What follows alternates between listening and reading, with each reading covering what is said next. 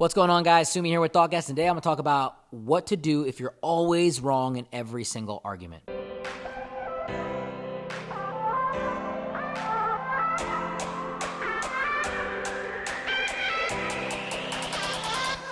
Guys, if you don't know about us, it's your first time here. We are ThoughtCast. We're a platform that's dedicated to getting you to become the best version of yourself. So if you like this video, definitely hit a thumbs up. If you find the information on our channel very useful, hit that subscribe button because you'll be up to date on everything that we're doing. But with that being said, let's jump into today's topic. A lot of you might be in a relationship and you might just be constantly arguing with your partner. This is a really toxic stage to be in. And everything that you do or everything that they do, there's just no patience there. It's just constantly just everyone just attacking each other. You're at each other's neck and you're so frustrated. Why can't they just do this? Why can't you just think like this? Why do they have to do that?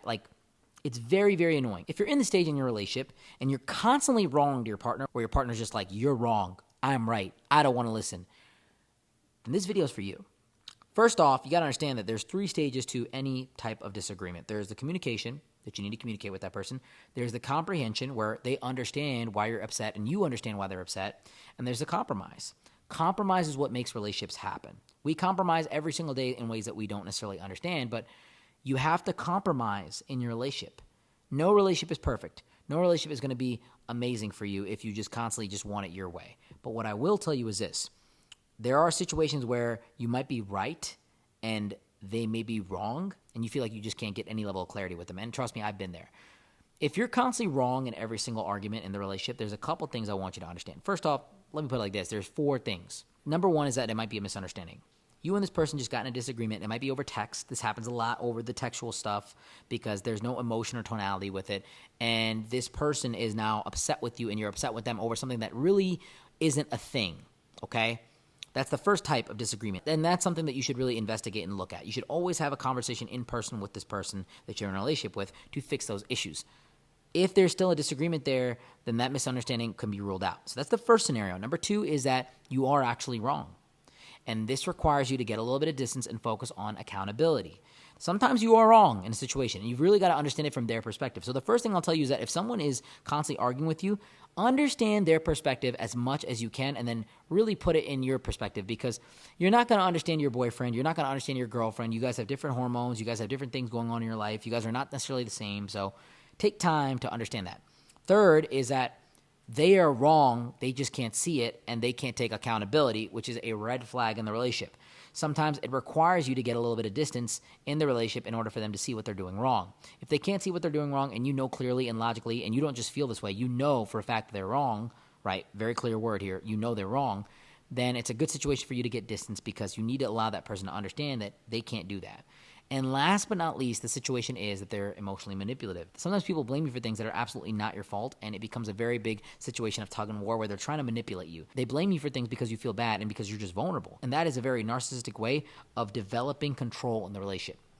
Regardless of it, in these 4 situations, except for really number 1, you need to kind of give distance in the relationship. When you're constantly arguing with someone, you need to pull back a bit.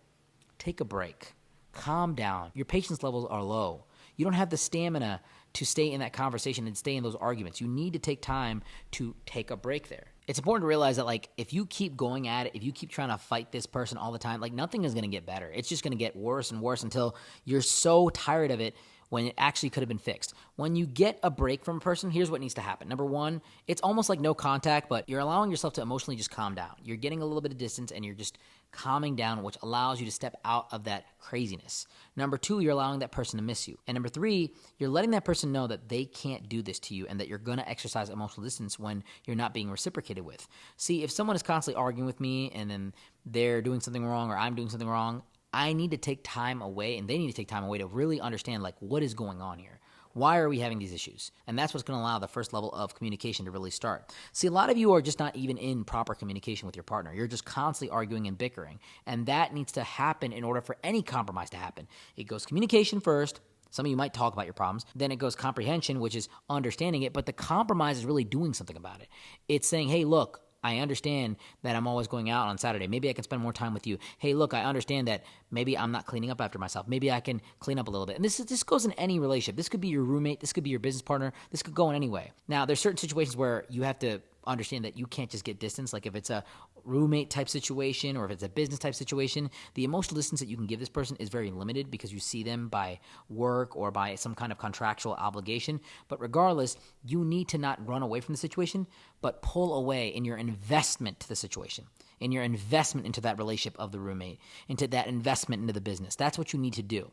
So I hope this makes a little bit of sense, guys. If you found this video helpful, definitely give it a thumbs up and follow our channel for any updates on what we're doing. If you ever want to get in touch with me, all the links are down below. You can join my free community where you can connect with me instantly and I'll give you feedback on anything that you're going through. But with that being said, guys, I hope you enjoyed today's video. Until next time, Sumi out.